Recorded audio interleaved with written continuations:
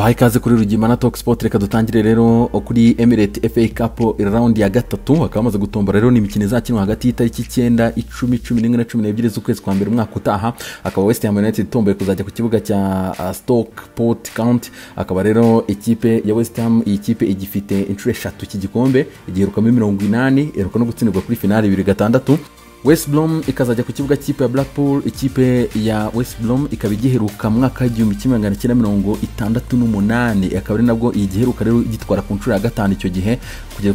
Kugeza ngubu ntirongera no gukandagira ku mukino wa nyuma, biragoye cyane kabisa. Ikipe ya Chelsea ikaba igomba kwakira ikipe ya Morecambe. Ikaba rero ikipe ya Chelsea igifite inshuro 8, ikaba rero ikipe ya Chelsea inagiheruka 2017-2018 icyo gihe na Man United igitego kimwe ku busa cya Hazard, ndetse n'ejo bundi yatsindiwe ku mukino wa nyuma n'ikipe ya Arsenal ibitego 2-1. Man City ikazakira ikipe ya Birmingham City.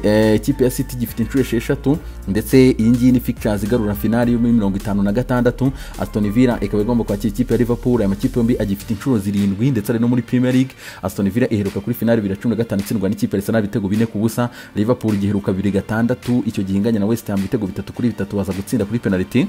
Queen's Park Rangers ikaba igomba kwakira ikipe ya Fulham. Aya makipe yombi nta nimwe iragitwara, gusa ariko ikipe ya Fulham ikaba iheruka kuri finale muri 75 bwatsindwa n'ikipe ya West Ham ibitego 2-0. Burnley ikaba igomba kwakira MK Dons. Ikipe ya Burnley ikaba igiheruka mu mwaka w'1914, akaba rero aribwo baheruka no ku mukino wa nyuma baragitwara icyo gihe Burnley. Leeds ikaba igomba kujya ku kibuga cy'ipe ya Crewe Town. Akaba rero ikipe ya Leeds igiheruka muri 72 itsinda ikipe ya Arsenal. Stoke City ikaba igomba kwakira ikipe ya Leicester City. Leicester City ikaba iheruka ku mukino wa nyuma itsindwa na Man City muri 69. Sheffield United igomba kujya ku kibuga cy'ipe ya Bristol Rovers. Akaba rero ikipe ya Sheffield United kabisa ikaba iheruka kuri finale mu mwaka w'1925, ariko ikipe gifite inshuro 4. Arsenal umwami w'iri rushanwa ugomba kwakira ikipe ya Newcastle. Arsenal gifite inshuro 14. Ikipe rero yanatsinze ejo bundi ikipe ya Chelsea ibitego 2-1 gitwara cya 14. ikaba rero igomba kwakira ikipe ya Newcastle. Newcastle rero igifite inshuro 6 igiheruka, ariko muri 55 nabwo itsinze ikipe ya Man City. Everton igomba kwakira ikipe ya Rotherham United. Ikipe ya Everton EVE ifite ibikombe 5, igiheruka muri 95 itsinda ikipe ya Man igitego kimwe ku busa, ariko by the way natsindiwe no kuri finale ya 2009 itsinzwe n'ikipe ya Chelsea ibitego 2-1. Drogba ndetse na Lampard niwe wakubise ibyo bitego. Wolves igomba kwakira ikipe ya Crystal Palace. Wolves ikaba igifite inshuro 4, igiheruka muri 60, mu gihe ikipe ya Palace igomba kuba yakira ngaha ntago iragitwara, ariko yatsindiwe ku mukino wa nyuma 2016 n'ikipe ya Man United ibitego 2-1.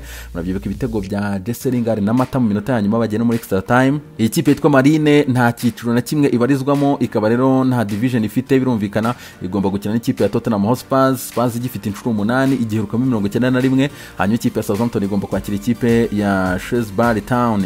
Ikipe ya Southampton ikaba igifite inshuro 1 muri 76 kabisa batsinze Man United. Ikipe ya Newport County bagomba kwakira Brighton Hove Albion.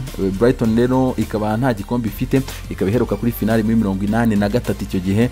Man United ikaba igomba kwakira ikipe ya Watford. Man United igifite inshuro 12. Iyi kipe inaheruka finale 2017-2018 itsindwa n'ikipe ya Chelsea icyo gihe, igitego cya Hazard kuri penalty. Hanyuma akaba rero inagiheruka ariko 2016 by the way. Akaba rero iri rushanwa rero nguko uko amakipe muri Premier League nibura nyuze mu ya Premier League gusa. Hanyuma izindi fixtures rero nguko uko zagenze kabisa, nguko rero uko bagiye batomborana, ariko naranyuze kuri amakipe nibura 20 akina Premier League rero uko yatomboye, ande mu byindi byiciro ubwo nawe urasigara wirebera nimba hariyo ufanamo aho ngaho. Ibihe byiza cyane rezami.